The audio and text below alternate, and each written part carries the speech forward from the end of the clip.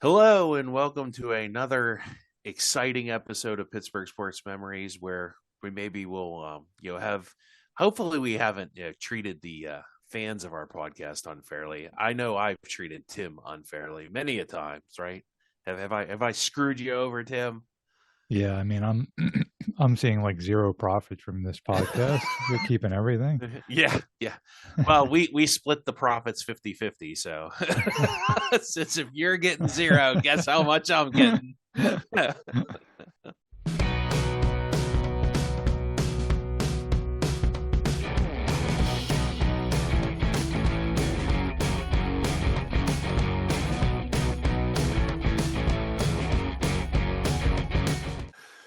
All right. So on this episode, have you ever felt like you've been treated unfairly? Well, join the club. We all have. Everybody gets the short end of the stick occasionally. On this episode, we're going to remember the times that Pittsburgh fans or owners or media members have treated a Pittsburgh athlete or organization unfairly. So we're going to channel our inner victimhood. We're going to have Oprah on later, and we're going to find out who's been abused by Pittsburgh. Tim, can you show me on the doll where the Pittsburgh fans hurt you? I can show you lots of pain points from Pittsburgh sports events that have happened. I can tell you that. Yeah. So anyway, we'll start off with one here. The Dave Wannstedt firing, Tim. Do you remember this? I think we went over in our 2008 episode a little bit, but the official reason was he was fired due to lack of discipline on the team. I don't know if that was the official, but that was one of the reasons. And it's because four football players were arrested over a 2-month period at the beginning of the season. And I think this is probably more the reason. He was not winning big games. He hadn't won the Big East Conference. They hadn't made a BCS bowl game. His record at the time was 42-31. That's seventh most in Pitt history at the time. He only has one season that Pitt football finished in the top 25 at the end. Remember the ironic twist to this whole story was that his replacement was fired after 3 weeks due to lack of discipline, domestic abuse, getting arrested. So, what's the story here? Why was he fired? Was it the lack of wins or the lack of discipline? The paper actually listed like all his horrible losses. Boy, I think I was present for a lot of these. I know you were at the Ohio game in 2005 where they gave up a late touchdown and won Yeah, in you and I overtime. were both at that game. The Nebraska game where they missed it wasn't easy. They missed a field goal to win it. That Connecticut game where they gave up the 2-point conversion to goodness gracious, it wasn't Orlowski, it was the other guy. The brother of Hernandez. Hernandez, yeah, yeah, DJ Hernandez, Yeah, yeah, yeah. yeah. Um, Navy. Oh my gosh, I remember that. They lost to Navy. Was that the game where Shady McCoy got stuffed on like a fourth down or something like that, or something like that? Bowling Green, remember that? they opened the season. That was after 13-9, wasn't it? That was Correct. like the first game Yeah. after 13-9. It's like, yeah, we're back on track, losing the Bowling Green. NC State. See, this isn't like in hindsight, this really isn't as bad of a loss as you think. Pitt was up in 14 points on NC State, and he took his foot off the gas pedal. Should have just kept scoring points, but he didn't. And some quarterback that nobody knew about, nobody cared about because he played for NC State and not for one of the big boys. Named, maybe you heard of him, Tim. Have you ever heard of a guy named Russell Wilson? Yeah. Led a comeback in the 14th quarter. Did he ever do anything ever after that? I mean, He threw a lot of incompletions for the Steelers later on. I can tell you that. 2009, a meaningless West Virginia game, where that was the game before Cincinnati. Of course, we were at this one, the game versus Cincinnati. What a painful mess that was. Blew a 21-point lead. Was one of the Kelseys was in that, or were both of the Kelseys? Travis was definitely in it. Yeah. Yeah. Yeah. I mean, so yes, a lot of painful losses, um, a lot of good wins too. I don't know, Tim. I think it was more of the lack of winning than the discipline thing was just maybe the cherry on top. But I think it really Yeah, was he never won the he didn't win enough of the big games. I think if you take this list and you cut it in half, he's probably still coaching Pitt now if he hadn't retired by now. So I think if he wins the Cincinnati game, he's still coaching Pitt. Just that one game alone, because yeah, that would have put him in the BCS bowl. Yeah, right, they would have been in the Sugar Bowl against Tim Tebow, and that would have made a huge difference. And that was really the story for him. And it's so sad because you're right. He loved Pitt. He was a Pitt guy. He wasn't one of these carpetbaggers that was coming to try to use Pitt as a stepping stone to get somewhere else. But the problem with Dave Wanstead, so do you remember where he was before Pitt, Steve? he was in Miami and Chicago, and the problem, like I said, was the reason he lost the NC State game, and I remember that distinctly. Is they had that game comfortably in hand in like the middle of the third quarter, and they stopped playing offense. They just started run the ball, run the ball, run the ball. It was too early for that. Like he went to like the offense you go to when there's 2 minutes left to go in the game and you have a 4 point lead, the fall forward offense. Yeah. That's great for that point in the game. But when there's like 18 minutes to go in the game, like you have a whole quarter, you need to score more points. His MO as a coach was he could build you a good competitive team that could get, pretty far and could do a lot better than they were probably capable of, but couldn't get over that whatever that hump was. And there's lots of football coaches like that, right? Marty Schottenheimer was that guy in like 8 different places. Bill Cowher was really that guy for all the way until the very end of his career. Some people would say Mike Tomlin's that guy now. It's just there's a lot of factors that come together for you to have to win in college or win in football in general. But I think for Wanstead, again, if you look at what he did with the Dolphins, he built really good teams there, and they couldn't get past winning a playoff game or two. But they fired Wanstead, and guess how many playoff games the Miami Dolphins have won since they fired Dave Wanstead, Steve? Not many. Yeah, it's zero is the number. They've won zero playoff games since they fired Dave Wanstead. So now, does that mean that he could have stayed there? Not necessarily. And Pitt, when they fired Wanstead, I mean, they just went through a cycle of ridiculous, it was like 8 different coaches in 3 years or something. I mean, it was insane.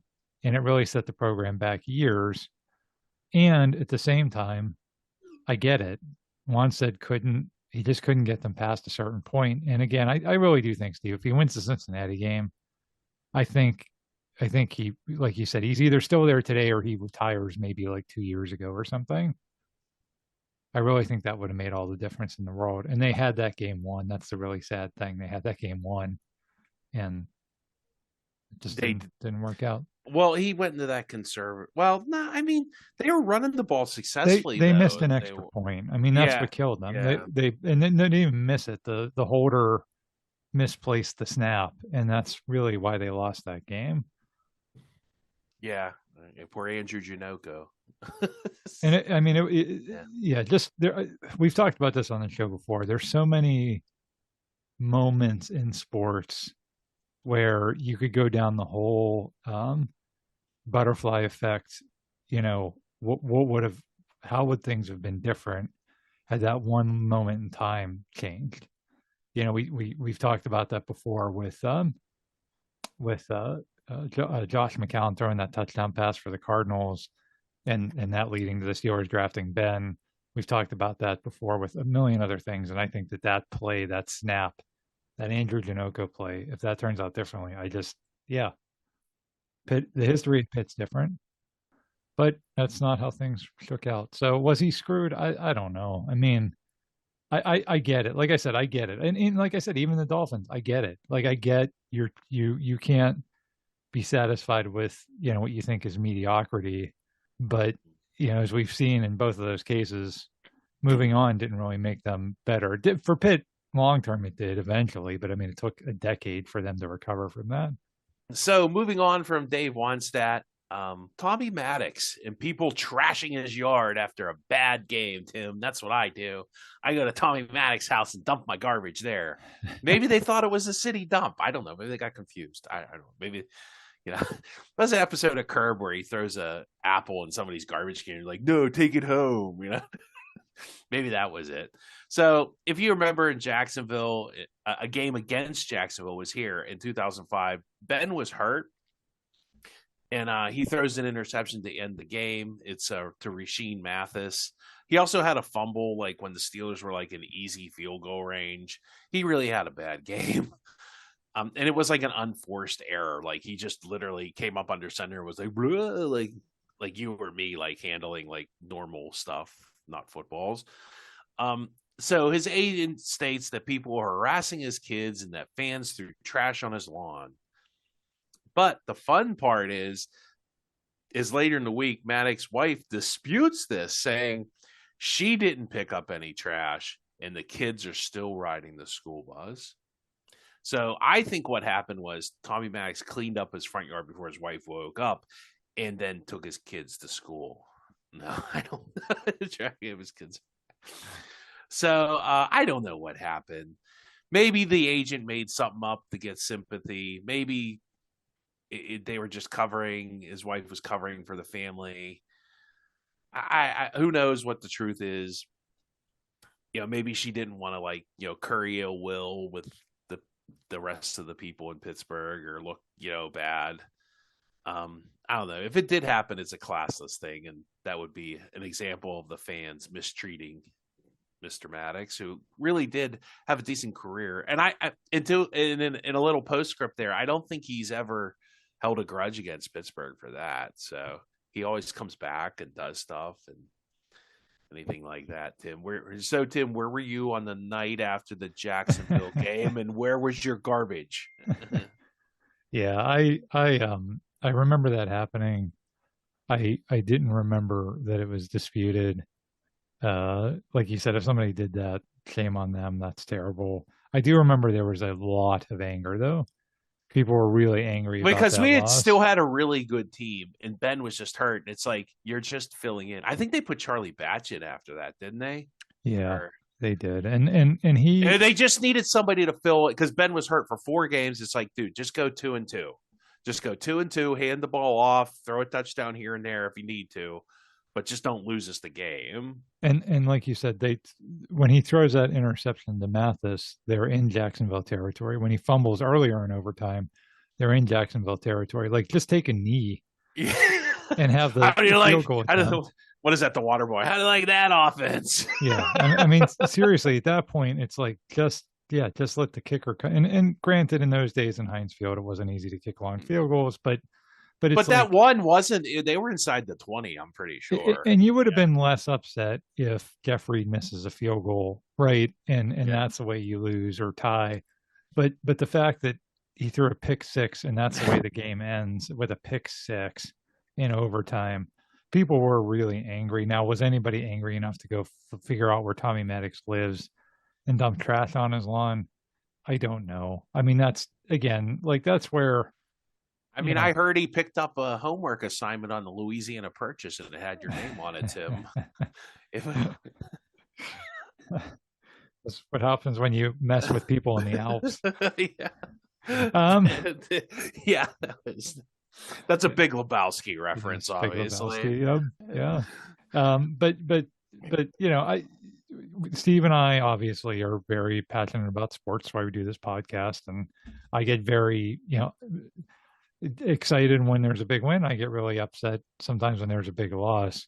But at some point you have to know how to separate your emotions from, recognizing the fact that it's a sport, it's for entertainment, and taking it out on somebody like that or making threats or any other ridiculous stuff that we as fans do, that's not acceptable. So going from trashing someone's house to just, I don't know, trashing someone's reputation. How about Dan Marino dropping in the draft due to drug accusations? Ooh. If you don't remember, the 1983 draft happens. Dan Marino is drafted behind John Elway and Jim Kelly, which you're kind of like, okay, those guys are pretty good, right? And they had pretty good college careers. But then he drops behind, and now Ken O'Brien ended up being okay, but Todd Blackledge, come on, Todd Blackledge, that seems a little redonkulous. And so everybody's kind of like, why? Why did this happen? What happened? There is something. He had a bad senior year, and I do have his stats. In '81, let's see, he had 34 touchdowns and 10 interceptions, and then in 1982, he has 17 touchdowns and 22 interceptions. So he really had a bad senior year at Pitt. People saying, why is he on drugs? What's going on? Um, the Dolphins, did the Dolphins circulate a rumor about his drug use to drop him in the draft? Was it Don Shula playing? It doesn't sound like something Don Shula would do. I he might change the rules to, like, screw Mel Blunt, but I don't. That sounds like a little beyond for even Don Shula, doesn't it? I don't know. For his credit, Foge Fazio had a different theory, and it's a novel one at that. A lot of it was disappointment. We didn't beat the point spread. That's where the viciousness came out. It's only a college game, but there was an NFL strike at the time, and no pro games, and a lot of people focused their attention on colleges. Interesting. And that maybe there is something to that. Like, people bet their money and they lost, and like, the heck with this guy, he isn't any good. But why isn't he any good? He must be on drugs. I don't know. Maybe that was it. Yeah, that's talked about a lot. Jimbo Covert was his roommate, and he said that there was at least one NFL team that actually asked him about it, and he was like, "What are you talking about? That's ridiculous! Like, I would know. I'm his roommate. We bang out all the time. We're teammates and roommates." So I think that was, and if he was into, I don't know, anything, it was probably very light recreational marijuana type stuff. Yeah. If even that. He obviously wasn't like a heavy drug addict.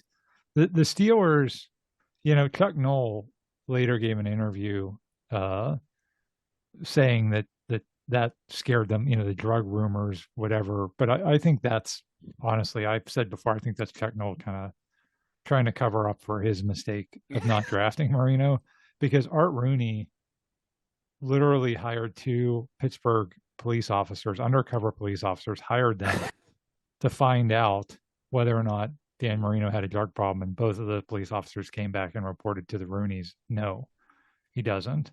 So the Steelers knew he didn't have a drug problem. I think a lot of other teams probably knew that too.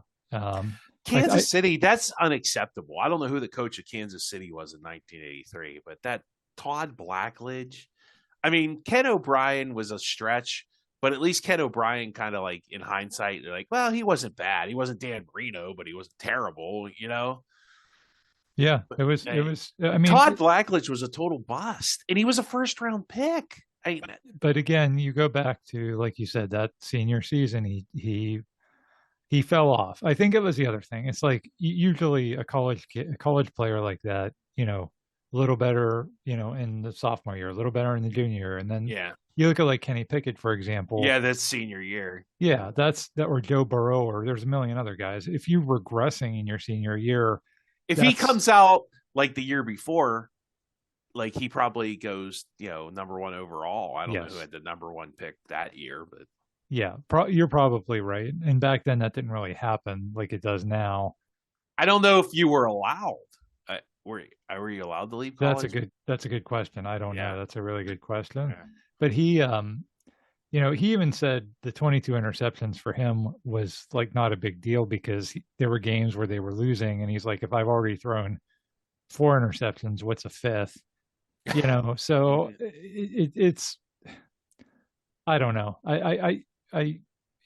If you hate to see when unsubstantiated rumors, ruins a guy's draft position. But in that case, honestly, it probably worked out for the best for him. I Mhm. mean, he was in a perfect situation in Miami. They wanted to play him right away. They had a legendary coach. I think it worked out better for him, honestly. So Yeah, he got out of Pittsburgh, got away from some of the pressure probably that would have come with playing for the Steelers. For his in what's his name, Dan Rooney's book, he came up with a plan. Well, he didn't. John Clayton, the late John Clayton, the ESPN reporter, had a plan where they could trade Cliff Stout for a draft pick and then draft Marino. But because Dan Marino said he opened with, "Hey, John Clayton," and Art Rooney Jr. and Chuck Noll were like, "We're not listening to John Clayton." So, unfortunately, yes, so well, here's something we've talked about ad nauseum, but we'll do it again, Tim. How about Larry Fitzgerald's Heisman Trophy snub? yeah, Yeah, so it's Larry Fitzgerald has an amazing sophomore season. It's just he wins the Blitnikoff Award, but the local writers, it's not even the national writers. Like I could understand maybe a national writer not voting for him and having their reasons, but like the fact that the two local writers wouldn't vote for him, I think that really like I don't know why that bothered me. I think it's because like I could see like a national guy maybe not seeing all of his games and just seeing the big games where maybe he wasn't as productive. Like you could just see the talent dripping off this guy. I mean, if you watched any of his games, never mind, you're supposed to be a local reporter. You're supposed to be covering sports in Pittsburgh. You should be go. It'd be like, well, Paul Skeens isn't that good, and then never going to any Pirate games, and it just always annoyed me because I don't think these guys go to the games and then they offer opinions like this. So once again, like I talked about before, all you have is your credibility in like media and businesses like this. And when you do something like this, you really lose your credibility. So he basically Ron Cook doesn't vote for him because he doesn't touch the ball enough. They voted for Jason White over Larry Fitzgerald and Eli Manning. And okay, great. Jason White beat a Texas team that wasn't that great and then goes on to lose to Kansas State in the Big 12. And you know how many NFL players were on that Kansas State defense, Tim, that Jason White just couldn't figure out? not many. Zero. There were two like undrafted free agents. So you tell me, Larry Fitzgerald is playing against Miami against Antrell Roll, who played in the NFL for 7 years, and Sean Taylor, one of the greatest college safeties ever. And they're double covering him, but yet, it's okay when Jason White has a bad game. And I guess that happened after the vote, but Yeah, it just so if that Kansas State game happens before the vote, it's a little closer. But the Kansas State defense had Terrence Newman and a guy named Mario Amore, and they were fifth and seventh round draft picks, so they didn't have anybody on that team. Ron Cook had I keep saying it had White Fitz, uh, first, Fitzgerald second, and Chris Perry third. Whatever. Ron Cook retired in 2004 from the dying medium that is the newspaper. yeah. It didn't age well. Like the Marino thing, it didn't age well. Because Larry Fitzgerald was way more talented. Proved over a Hall of Fame NFL career that he was way more talented. His logic was just so ridiculous to me. It Yeah, was like, like even if you read this article, and I thought I posted it here, I guess I didn't. Like if you read the article, he's like, this isn't about guys who are going to be great in the NFL because then you would just give it to Eli Manning. They're going to be great in the NFL. Well, who had the best college season? Like, I, I yeah. just don't. I don't get it. It was a bad choice, and like you said, Even if he would have lost to Eli Manning, we probably wouldn't even be talking about this, Tim. Quite honestly. yeah, that's probably true. Again, go just like we said about the Cincinnati game. 6 years later, if that Miami game shakes out differently, because if Pitt wins that game, that last game of the season against Miami, if they win that, they're in the Orange Bowl. And if that happens, I don't think it would have mattered, Tim. I don't think it would have I mattered. think it would have made a difference. I do. I don't. I think I Ron do. Cook just had his mind made up, and he wasn't voting for him no matter what. Unless Larry Fitzgerald played quarterback, he wasn't voting for him, and that's all well and good. But you know what? Once again, what did I say? You lose credibility, and what award lost credibility? The Heisman Trophy, and that's why I don't pay attention. I don't care what the Heisman Trophy. So, congratulations, Ron. You proved your point, but you might have won a short-term battle, but you lost the long-term. You know, if you wanted to keep people watching the Heisman Trophy, why would I watch this stupid award that you don't even award to the best player? I mean, give me a break. Yeah, I think that awards in general do lose credibility when you have just Stuff terrible like decisions this. like that. Yeah. Same deal with the Hart Trophy. Well, that year they gave the Hart Trophy to Gretzky, even though Lemieux had like 30 more Yeah. points. You know, it's yeah, you lose credibility when you make just all time terrible decisions like that, and then people, like you said, they're like, okay, it's a subjective popularity contest. You know, so what's really the point of caring? Yeah. I mean, I mean, you might as well read like the online, here's the top 5 quarterbacks in the NFL, so says Joe's blog. I mean, yeah. seriously, it doesn't. That's really all it is at the end of the day. It's just your opinion, and like your opinion, like people.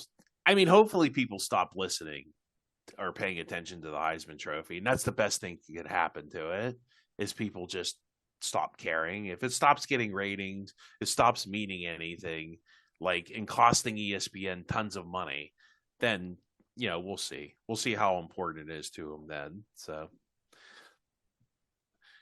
next up, how about let's go more current events here, Tim. Mr. Mason Rudolph.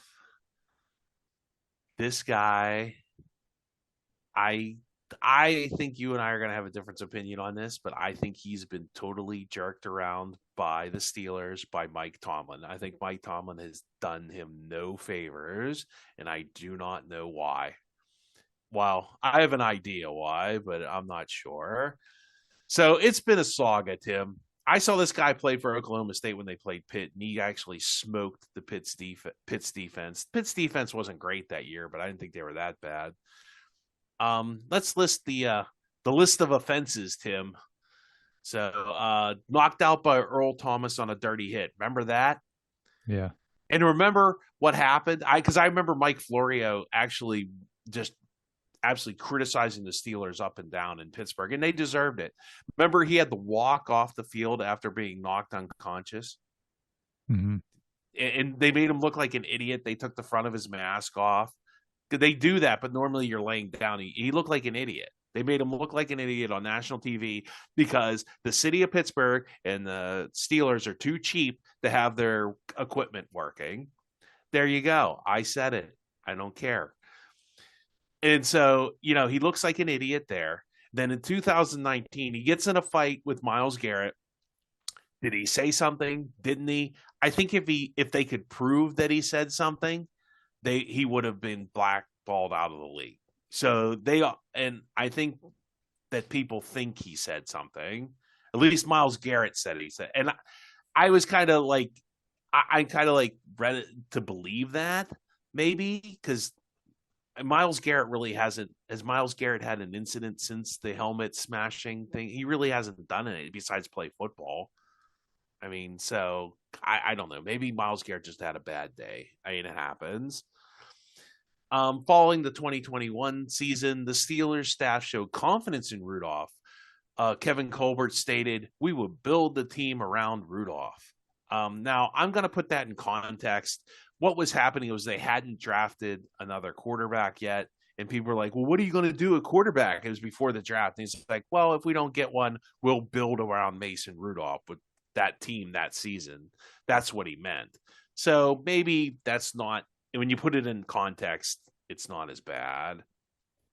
It's September 5th, 2022.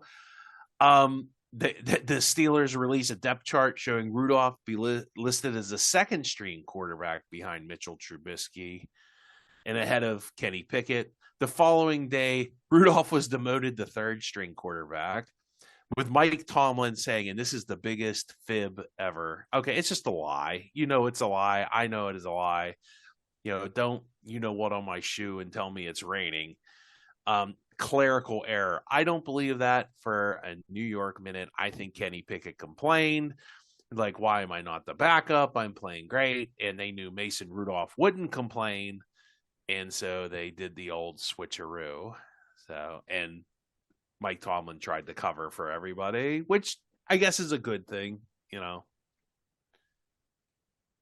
Then he comes in 2023. He saves their season, gets them to the playoffs with a team that really wasn't that great, saves Mike Tomlin's bacon, saves his all sacred, record of not having a losing season. And, he leaves, he goes to Tennessee, doesn't have much luck there because they're in love with Will Levis, who really, if they would have started Mason Rudolph, Tennessee makes the playoffs that year, I think, because Levis single-handedly lost them 2 to 3 games. And so not that they had a great team, but I thought their defense played well at the beginning of the season and well enough to win the games that they lost. So why is he treated like this, Tim? Is it just the life of an NFL backup?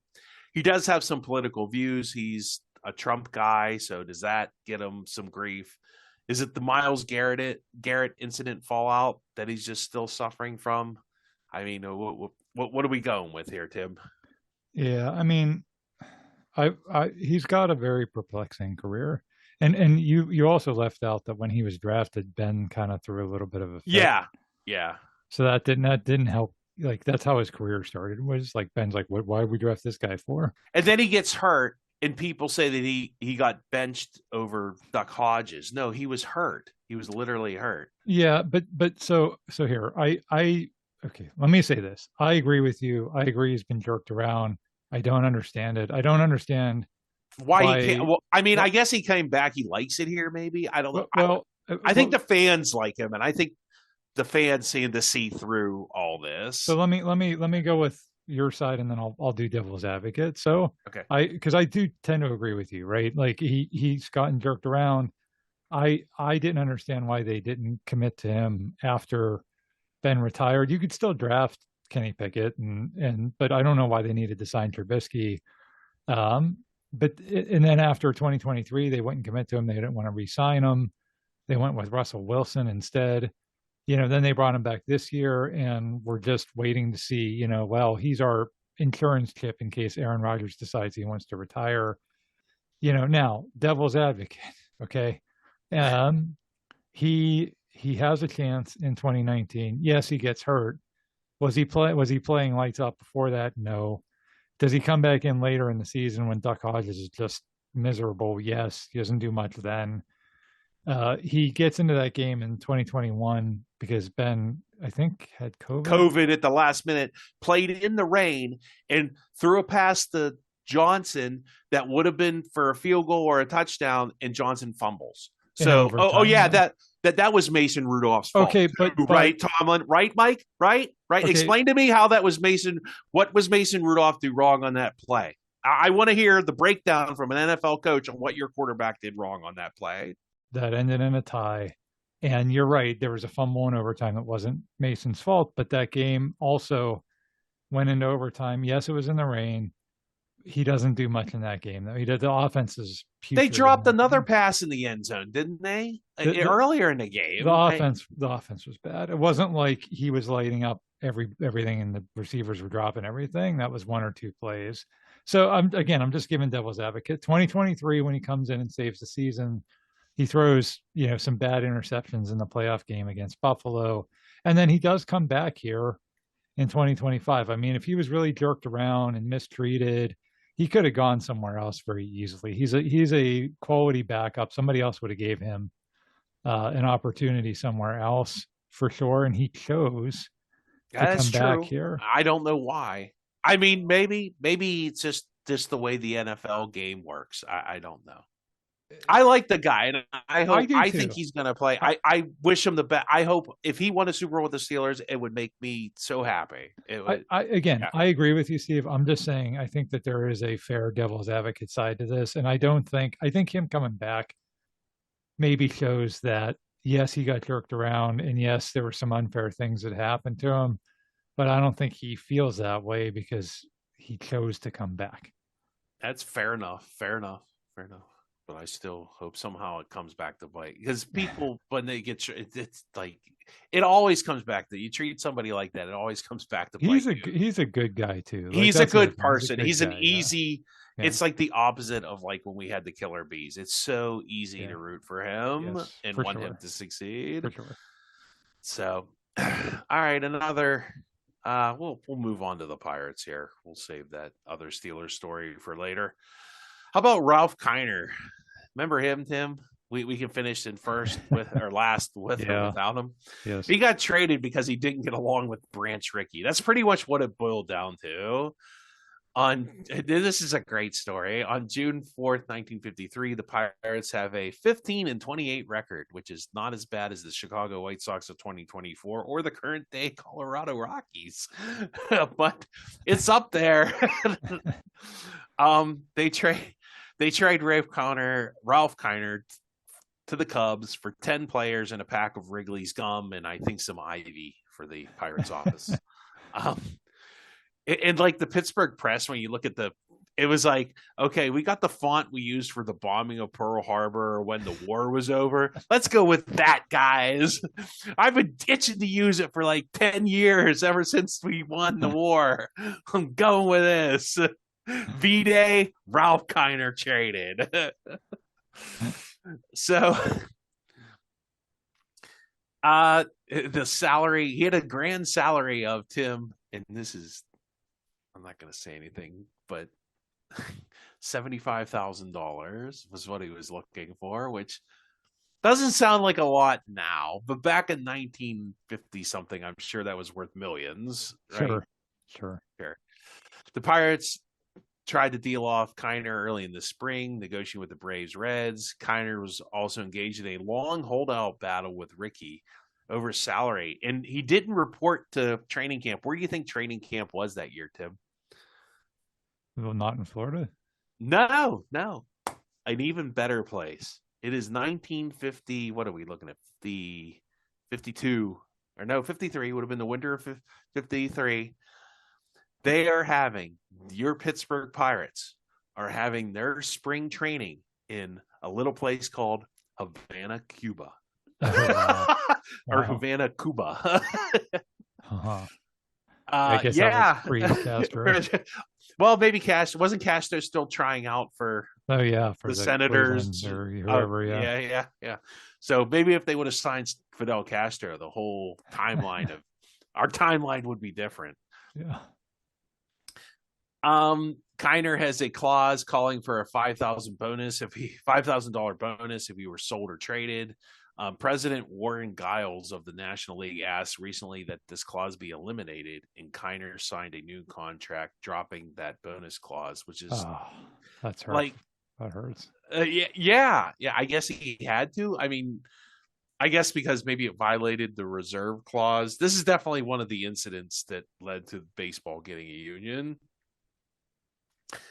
Fan reaction, fans 50-50, but thank goodness they're violent either way. So Nice I guess to see that nothing's changed in we're gonna 70 fight. years. I want to keep Ralph Kiner. No, he's a bum. Let's trade him. Woo! Yeah, I love that headline, and they're saying that the people were calling the Pittsburgh Press with violent phone calls Yeah. about the trade. That's wow. So Rickey wanted Kiner to play first base. He didn't want to. He played the outfield. Kiner went to the owner John Galbraith over Ricky's head with his salary demand. So Kiner goes to the ownership, and Kiner, Rickey composed a personal memo with this in it. So 7 days after receiving this contract, Branch Rickey, in his writes a memo to John Galbraith, and he writes a little limerick, and it's pretty clever, Tim. Babe Ruth could run. This is all referring to Ralph Kiner. Babe Ruth could run, our man cannot. Babe Ruth could throw, our man cannot. Babe Ruth could steal a base, our man cannot. Babe Ruth is a good fielder, our man is not. Ruth could hit with power to all fields, our man cannot. Ruth never requested a diminutive field to fit him, our man does. So, I mean, that's up there with E. Cummings or, Edgar Allan Poe or well, who else is a famous poet of Maya Angelou? I don't know. Babe Ruth could put away a 24 pack of Coors. Our man cannot. Yeah. Goodness gracious, that's insane, isn't it? Yeah, that's man. It's very alliterative. I love the writing. Nobody writes like this anymore. Literally compose this in could you imagine writing something this to your boss about an issue at work? It smacks a little bit of petty. I think it sounds in that writing a little bit like Branch Rickey maybe had some personal feelings hurt. That's what that. Well, I think going over his head, and then the fact that he was asking for so much money. Yeah, it was like, no, we're not. Well, and that was, to be fair, that was the day and age, like you said, before a union where, their players are cattle. You get what you get, and you don't get upset. And we'll pay you what we want to pay you, what you think you're worth. And there was no free agency, there was no bargaining, there was no holdouts. None of that stuff existed at the time. Well, there was a reserve clause. A team owned you until they didn't want you anymore. The whole thing, the Cuba thing, was they had promised in spring training in Havana, Cuba, that if that Kiner would be there, and when he didn't show up, the money they had promised the Cubans, they didn't get. So they were probably upset a little bit about that too. Yeah. I mean, I heard, the bourgeoisie was, really sticking it to the baseball proletariat there. And you know how it is with these things. Baseball players of the world unite. Yeah, seriously. I guess. I think that's about it on that one. Ralph Kiner did go to where did he go? He went to the Cubs, and then he went to the Mets for a while at the end. He ended up hitting over 500 home runs, but he was in decline at that point. He really was. But anywho, let's see. How about Jaromir Jagr? Jagr. You like a good Jagr story? Sure. So Jaromir Jagr is a Czech hockey player, and he's pretty good. And he comes over here in 90, 91? Yeah, 91, with his flowing mullet. He wins a couple Stanley Cups. He carries the team through some dark years. And unfortunately, the Penguins are in bankruptcy, and they decide they need to trade him because he's really expensive and they can't afford him. And hockey did not have a salary cap at that point.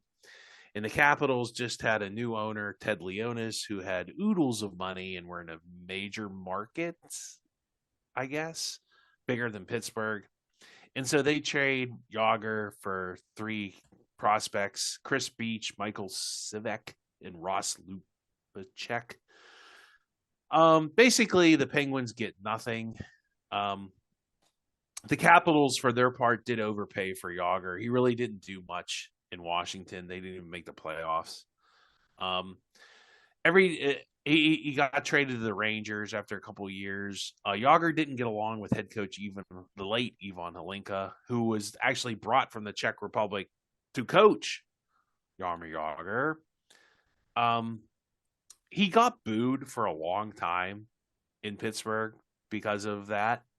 But I always thought, when he didn't deserve to get booed until he signed with Philadelphia after kind of playing Pittsburgh against the Flyers. I thought, well, then, that's kind of ridiculous on his part. But then on February 18th of 24, the Penguins retired his number, and everyone cheered, and he's been officially forgiven, even though he beat us in that series in to Philadelphia when Marc-Andre Fleury wasn't playing too well.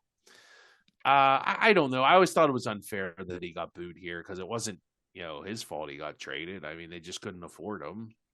Yeah, I have a little bit different of a take. And full disclosure, I was at the first game where he came back, and I booed. Um, Well, that's just because you're wrong. Did you dump trash on his lawn, Tim? it I think the anger wasn't just because he got traded, because we had to get rid of a lot of guys back then. We had to get rid of Alexei Kovalev, and Alexei Yeah. Kovalev never got booed when he came back, right? And he was a really good player for us. Yeah. I think Yager, it just, he was such a malcontent those last 3 or 4 years. The dying alive comment, which was, to be fair, was overblown. But he didn't like Kevin Constantine, so they got rid of Kevin Constantine, and then they brought in literally his coach from the Czech Republic, and he can't get along with him. Like you said, the guy couldn't even speak English. That's why they eventually fired him, because he couldn't speak English and he wouldn't learn English. But like literally the so it was just like the team bent over backwards to try to accommodate him, and he was never really happy. We never won any championships when it was just him. I think Oh, but people he single-handedly beat who was at the Devils that one he year. did, but I'm just saying people were exhausted by all that, and by that point, it's like, you know what, we have to trade him. Fine, bye. People were exhausted. Now, I think it was an appropriate level of, people were mad at him for a while, but not He's not forever. Antonio Brown. He's not on that Yes, and level. if you brought back Antonio Brown today and retired his number, you wouldn't have people cheer. That's what I'm saying. And it was an Yeah. appropriate level of appropriate amount of time to be angry at him. It was short lived, and then people got over it and I don't know. remembered all the good things. I went to a game Sidney Crosby's rookie year. What year was that? 2005, 2006? And Yeah, he was playing for the Rangers. Every time he touched the puck, they booed him. And that yeah. was 2006, It was Tim. a few years after, but I'm saying my point is being that people didn't stay mad at him for the rest of the time, and I think that's to me, that's where eventually time heals wounds. Yeah. People are able to remember, okay, he did. We had more good memories than bad memories with Yarmir Yager, and that's, to me, it that's what's more important. Well, Tim likes to boo players. Now I you pay. stand by. I stand by my By my booing. booing, sir. No, hey, you bought your ticket. You can say whatever you want. So we're gonna go back to this, and this has been covered a couple times in different podcasts here. The Salvation Army and how Tom Donahoe isn't running it. Um, so Rod Woodson's a great player for almost 10 years, and he leaves via free agency to San Francisco. Has like a pretty mediocre year in San Francisco, but they lose in the championship game to Dallas, if I remember correctly. And Rod's just kind of like he can't really play corner anymore at a high level like you were used to him. So he gets cut, I think, that very next year by the 49ers, and he's a free agent. And people are like, hey, bring back Rod Woodson. You probably get him at a discounted rate. So we'll go with the quote here. Players such as Woodson and outside linebacker Kevin Green, that they're being asked, Tom Donahoe, do you want to bring back Woodson or Kevin Green? And Donahoe replied, we're not running the Salvation Army. Bum, bum, bum. Woodson, Yeah. for his part, and this is an article a few years later in the Baltimore Sun, said, I don't dislike him as a person. Is he speaking about Donahoe? I think he's a good person, said Woodson. He turned down who turned down a backloaded 4-year, $7 million contract offer by the Steelers in '96. He's done some good things in this league, but I don't approve of the way he's criticized former Steelers for going out and trying to make the most money they can. So Rod Woodson would go on to win a Super Bowl with the Ravens, have a really good, nice second half of his career with the Raiders. Tom Donahoe, for his credit, did end up with the Eagles as a scout when they won the Super Bowl with Nick Foles in 2017. I don't know. I think it's just like you said. You've said this before on this podcast, Tim, how there was an adjustment period to free Yes. agency, and I think this was just part of the painful, much like Yes. World War I was the painful adjustment from the monarchy to democracy in Europe. Wow, free NFL free agency, World War One. You knew you could make that. We did a whole episode about Tom Donahoe's Yeah. like time in Pittsburgh and how it started off really good and then how it collapsed in the later years. And it was really because he never quite figured out how to manage the brave new world of free agency. And to be fair, a lot of teams struggled to figure that out. Some Well, teams, they either went the other direction, like Dan Snyder, and paid right? too much for players that were Yes, too old, or you did like the Steelers. You maybe try and find a middle ground where we keep a player, or you get yeah. like a Jerome Bettis, or you know what I mean? Yeah. And yes, that's exactly Too right. too many Chad Scotts, not enough Jerome Bettises. I mean, Well, too many Kent Grahams, not enough Jerome Bettis. and Like that's like really what did in Donahoe was his later draft picks more yeah. so than free agency. But this was a huge mistake because when they originally let If they Woodson bring go, back Woodson and put him at safety, they bridge because remember they didn't have a safety. They had Brent yes, Alexander. They had who's the guy that couldn't tackle it? Travis Davis, yeah, longest punt return in Steelers history e- though. even Uh, even Lee Flowers, like he would yeah, have been if they have Woodson at safety, they probably win that game against Brady.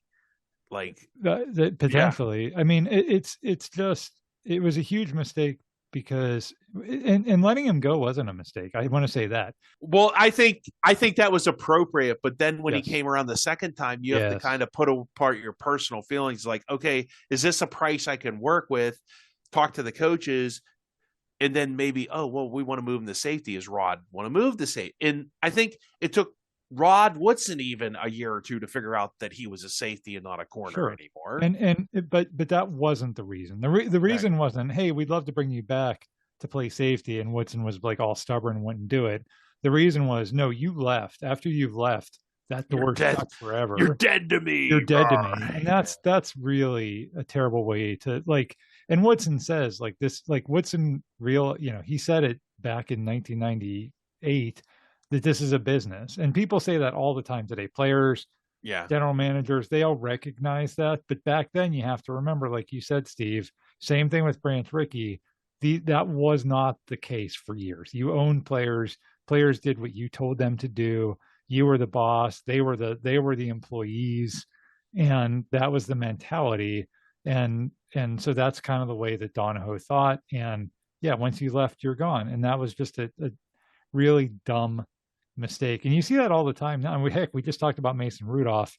You Yeah. see that all the time where guys leave and then we bring them back because it fills a need and it makes sense. And they've been here before and fans love them and whatever. McCutcheon, I mean, go on and on down the list. Yeah. You just see that all the time now. But back then, again, it just wasn't the way it was. So, but yes, huge mistake and dumb reasons for it. So, shifting gears, do you like Mike Pursuta, Tim? I like Mike Pursuto a lot. Well, So he's gonna look like a fool in about yeah, 30 seconds. I know. All righty, here we once again. What did I say about credibility, Tim? You gain it in drips and you lose it in buckets, just like trust. Same thing. So Russ Grimm, he's an offensive line coach. He was a great player at Pitt. He was a great player at the Reds, whatever they're called this week, the team in Washington. He was great, and he ends up being a really good offensive line coach and a pretty good offensive mind with that blocking scheme that he got from Joe Bugle that Denver kind of used, and he's a good guy, and they're thinking he's a head coaching candidate, and he looks like he could be, and it would be a nice. So the background is we're in 2006. Bill Cowher has retired after that 8-8 season, or was it 9-7? I can't remember. 9-7. It was 8-8, but Yeah, remember, we won on the last second play to send well, Cowher out a winner. and yeah, nobody remembers that Cowher's last team was 8-8 because that destroys the narrative that Tomlin doesn't get any credit for winning after that. So, but go ahead, proceed. Anyway, so they're looking for a new head coach, basically. So they replace. They're interviewing. Okay, let's see. Who are they interviewing? They interview Ken Wisenhunt, offensive coordinator, Ron Rivera, Cam Cameron, Russ Grimm, and some defensive backs coach from Minnesota named Mike Tomlin. So we know who Ken Wisenhunt is. We know who Ron Rivera is. Cam Cameron, I remember him coaching in San Diego, and he seemed to me to be the classic better offensive coordinator than coach kind of guy, like Norv Turner. He kind of reminds me of Norv Turner. And of course, we have Russ Grimm. So the finalists end up being Mike Tomlin and Russ Grimm, from what I can tell, because it's not completely clear what happens here. So Mike Pursuta, who was a reporter at the time for the Tribune Review, is he still on TV's morning show? Does their sports? I believe so. Yeah. Yeah.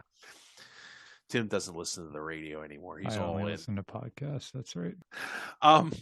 So at the time, he reports that Russ Grimm has the job.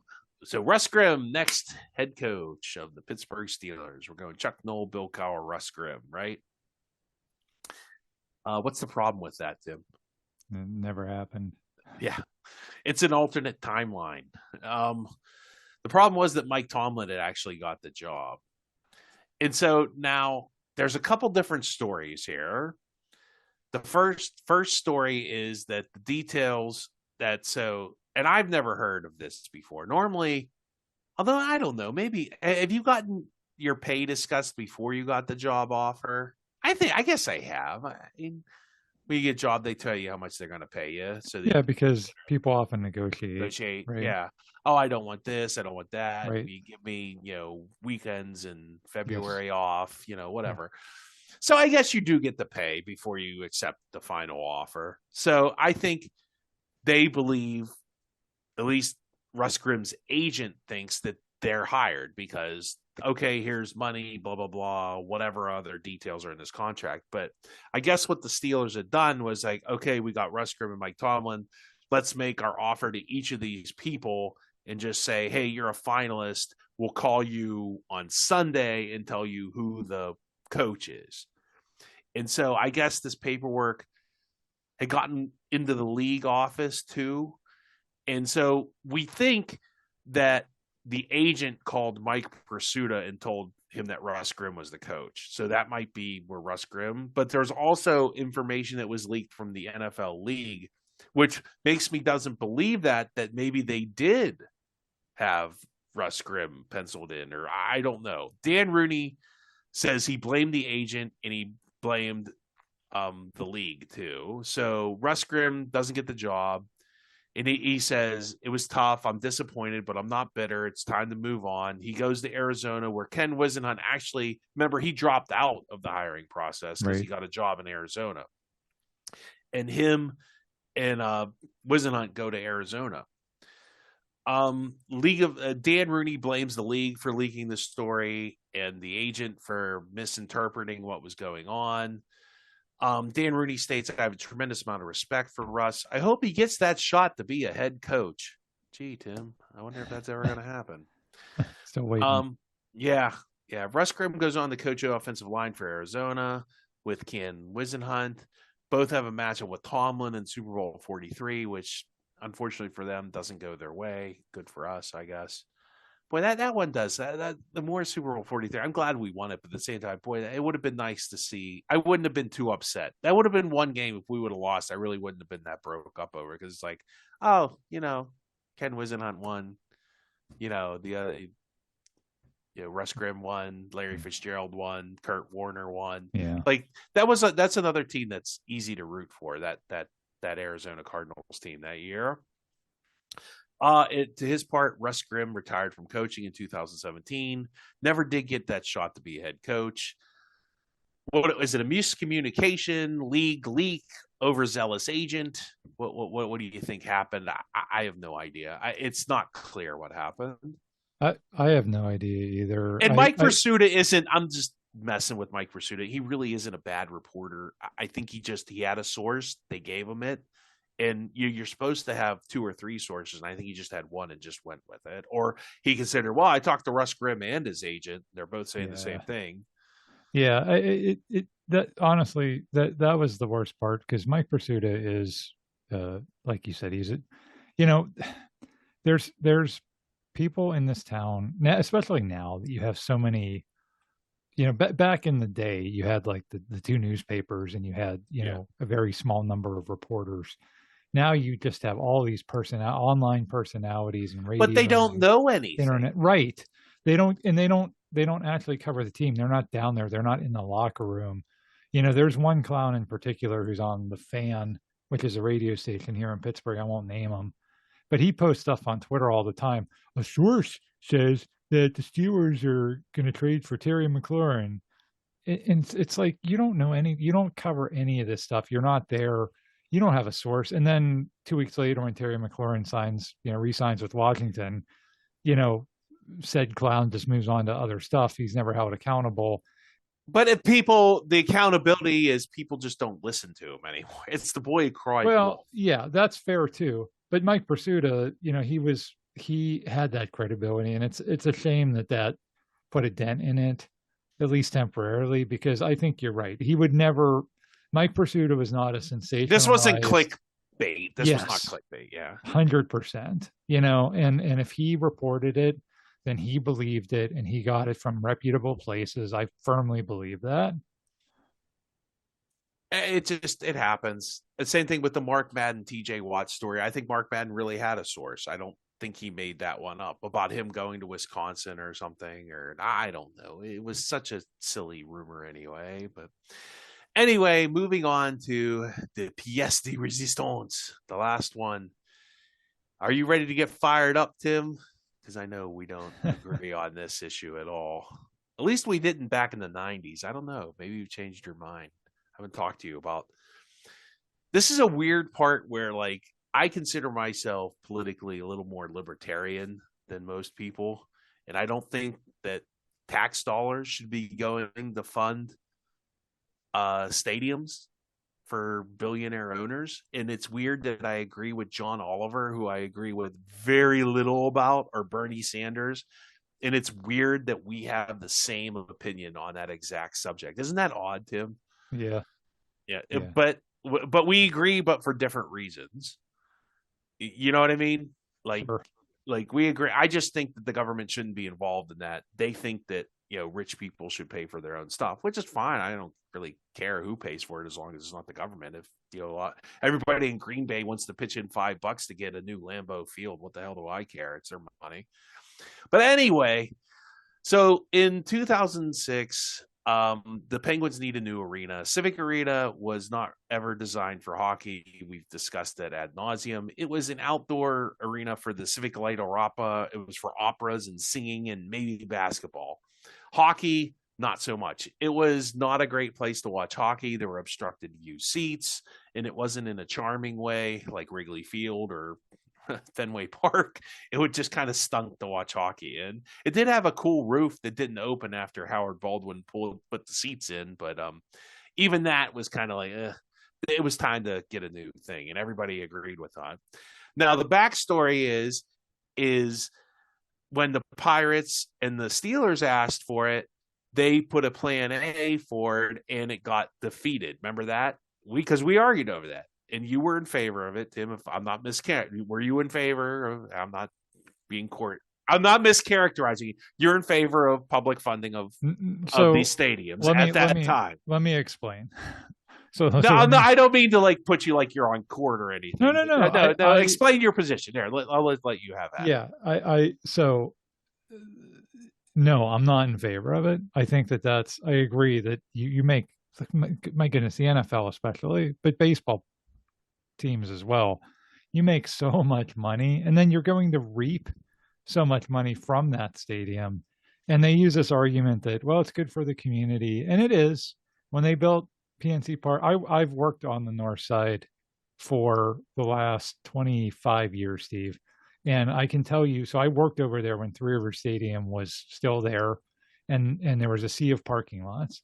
And when I went out to lunch to eat, there was nowhere to go. There was no thriving businesses.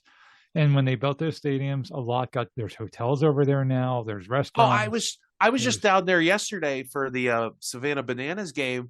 Me and my wife went to the Rib Fest. We stopped at a little restaurant there, had a adult beverage. We listened to a Clark's concert. It was a blast, and that is. It's a vibrant area But now. It used to but be who? dead. Why can't the they run it anyway? Yeah, we have a stadium authority that's just a bunch of yes men for the people with money. I mean, why can't just let the Roonies or whoever run it, whoever. I mean, as long as they aren't burning the place down or causing some sort of ruckus, I don't care. I'm just saying that the argument that it does benefit the community as a whole. I don't think that that's a ridiculous argument. That being said, I do think that they should pay for their own stadiums. Here's where I have a problem. If you take a stand and say, we're not doing that here, somebody else will. So the only way that that works is if you pass literally a federal law that prohibits any local government from using public tax dollars. That's the only way it works. But Tim, that's been an argument going back to the 19th century when they argued over building roads, because Yeah. well, how does I-79 in Erie benefit a guy in Charleston, West Virginia? But My point just being that I'm in favor of doing it only because you have to, and if you don't, somebody else will. And I don't think it's worth losing your team over, because that's going to really hurt the community in general. That's my point. fair enough. Fair enough. So let's get to the topic at hand. The Penguins and their arena deal. So in 2006, and this is what really galls me, is that gambling becomes legal in between Plan B getting passed and forced down everybody's throat after a referendum failed and the politicians did it anyway. And then now the Penguins, so they've already set the precedent. We're paying for stadiums, public funding stadium. We're just going to do it. So now the arena deal comes up, and the Penguins really do need a new arena. At the time, you could argue, well, Three River Stadium's only 30 years old. It's not the greatest, but we could still get away with it. Whatever. So now the Penguins want a new arena, and they go, hey, if you give us the casino license for Pittsburgh, or one of the gambling licenses, we can finance our own arena ourselves. No public money, no nothing. 100% privately funded. All we need from you is this casino license. Isle of Capri was the name of the company. They're still around. They're going to literally build a casino, an arena, a hotel, the whole 9 yards. Everything. For free, Tim. For free. Not only for free, they were going to pay for it with tax dollars that would be generated. They were going to pay for the casino license. This was the sweetest deal ever. But no. Enter the old-timey villain. He should have had a mustache. Jerk from Philadelphia. Didn't negotiate with the Eagles. Didn't negotiate with the Flyers or the Phillies. Why not, Ed? Why? Why didn't you? Why? Because you're from Philadelphia, you scumbag. In with the Clintons. Not a friend of Barack. He's a Clinton guy, and this is why he never was able to run. Well, that and him being bald and an idiot could never. I just cannot stand Ed Rendell. That's how you really feel. My contempt for Ed Rendell knows no bounds because of this. So they don't get the casino license. It goes to Ron Barden, who had no business getting it, who built the crappiest casino in the country. He didn't even build it, Steve. He ran out of money. Yeah, somebody else had to build it. And when they built it, it's the only casino in the country that didn't have a stage for live events and didn't have a hotel. Yeah. Well, what casino doesn't have it's ridiculous. It was the most idiotic thing ever done. And it was just done I don't mean to besmirch this Barden guy. It fell in his lap, and good for him. And Jerome Bettis, it was done, given to them the cover to see, we didn't give it to our political friends. That's the whole reason it was chosen, to give political cover to Ed Rendell, because he was not going to let the Penguins do this without public money. And it's not about the money. It's about control. You can say when they go, where they go, how they go, who gets hired, who gets fired. And that's what it's all about. And how much kickbacks does I get? How many donations to the Clinton Foundation or whatever Rendell charity you run do you think he got from this, Tim? I mean, I don't know. Maybe I'm wrong. Maybe wrong, but I guarantee you he did. I guarantee you he did. So the Penguins, Mario and Ron Burkle, have to now negotiate with the godfather of Philadelphia, Ed Rendell, who's governor at this time. And he goes, well, we're not going to have a deal. I'll do the timeline. December 20th, 26th, the casino deal falls through. January 7th, 2007, Mario and Ron Burkle go to Kansas City to look at arena, the T-Mobile Arena. It does exist, Tim. It even has a hockey setup. It still exists to this day in Kansas City, Missouri. Also, Houston and Las Vegas are rumored to have offers for a hockey team. According to the CBC, Winnipeg, Portland, Oregon, and possibly Oklahoma City have offers. In January 24th of 2007, the Post-Gazette prints that Rendell states a deal is so good that he will ask the NHL to block the move if the Penguins try to move. So now he's trying to hem the Penguins into his crappy deal.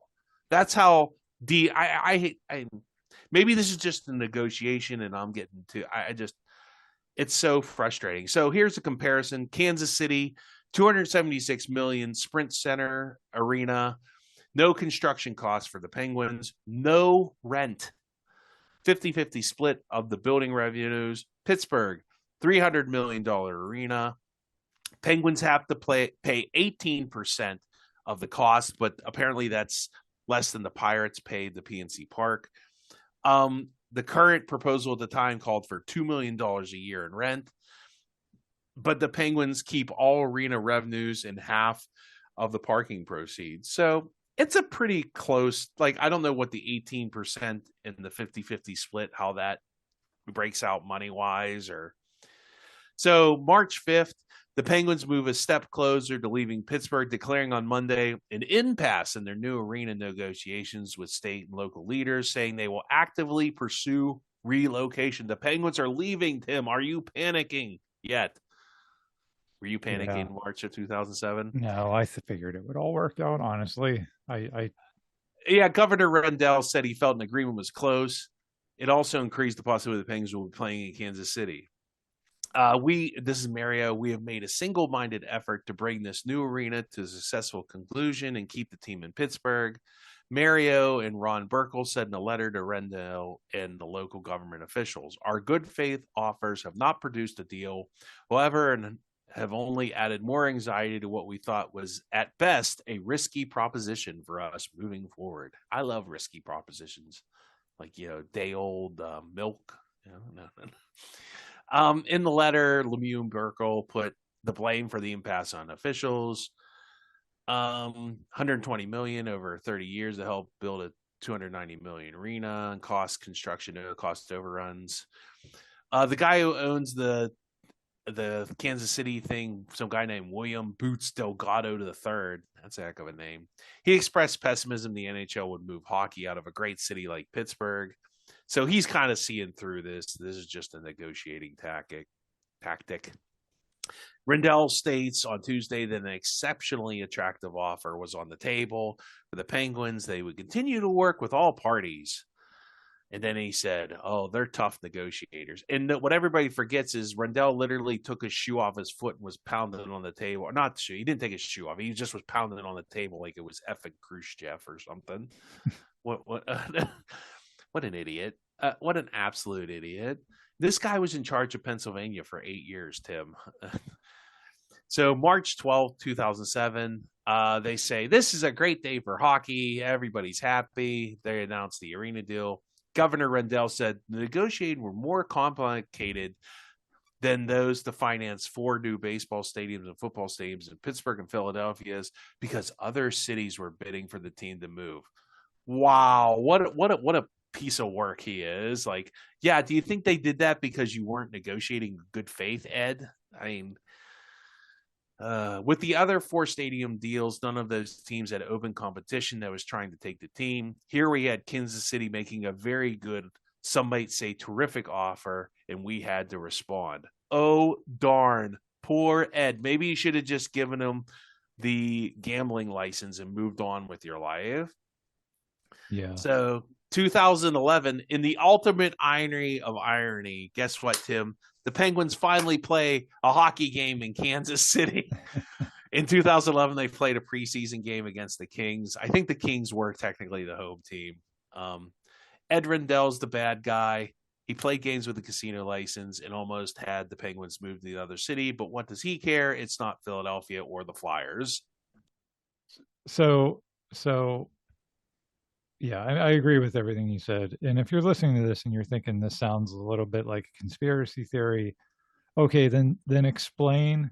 Riddle me this, Batman. Yeah. Well, explain some other logical reason why you would turn down the team finding a way to finance the arena themselves without taking all the tax money, because you can't. Because that's what happened.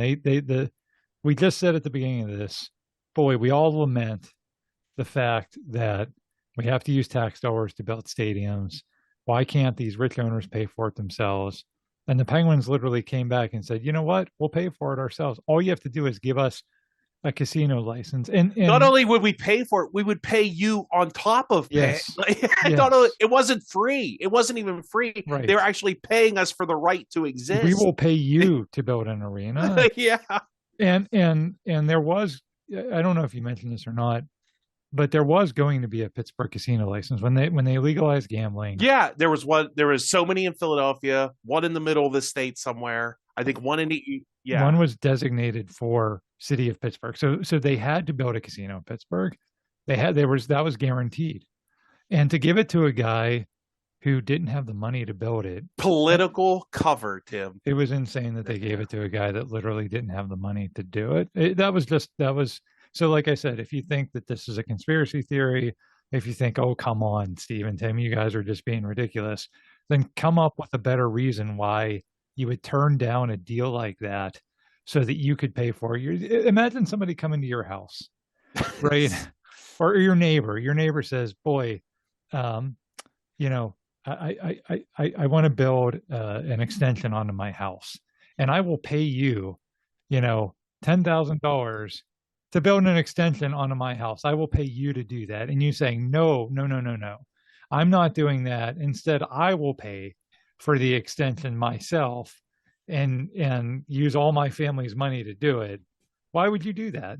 Right. And that's exactly what the government did in this case. It's ridiculous. It's a joke. People shouldn't forget that happened. This changed my whole view of politics. It really did. I really finally understood that politics isn't about money. It's about power. It is. With the power, you get the money. And that's, if you ever think it's not about the power and the money, that they go hand in hand. And sometimes money buys power, but for the most part, if you have the power, you can get the money. and to be fair, we talked about, the Clintons and Rendell, and they were all part of the Democratic Party. But that's a principle that absolutely crosses party lines. That is not a partisan. Well, that's just the way it played out in this state. I'll say that. Right. I'm sure and I've said that I don't. Yeah, I'm sure there's red states where it's the same thing. I've been a registered Democrat. I've been a registered Republican. I've been a registered independent. And it's all the same. Political parties are the greatest evil this side of evil. John Adams said that way back. He's still right. Yeah. So, well, that's it for today. I'm sorry. I got to go take my blood pressure medicine now. I feel rather passionate about that issue. Can you tell, Tim? I couldn't. Tell us some more. Yeah. All right. Well, if you want to hear more passionate quotes from John Adams or me, please thank you for tuning in over the years now. We've done so many episodes, and I just privileged to talk about these topics and have so much fun with Tim here. And I hope you enjoyed as much as we do. Check us out on Facebook. Yeah, you guys keep us on our toes. Keep leaving comments. We'll see you in the chat. And, God bless, and we'll see you out there.